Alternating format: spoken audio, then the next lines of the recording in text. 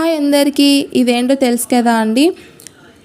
తెలంగాణ అమరవీరుల స్మారకం.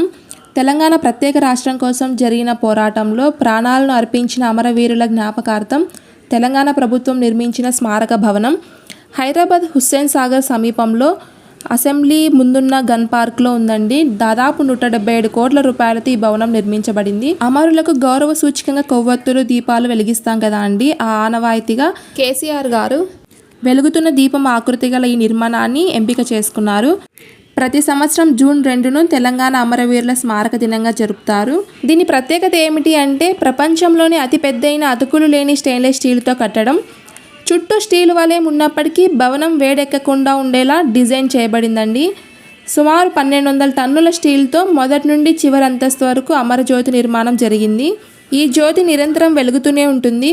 వీడియో కనుక నచ్చినట్లయితే ప్లీజ్ లైక్ చేయడం మర్చిపోకండి. Please subscribe my channel.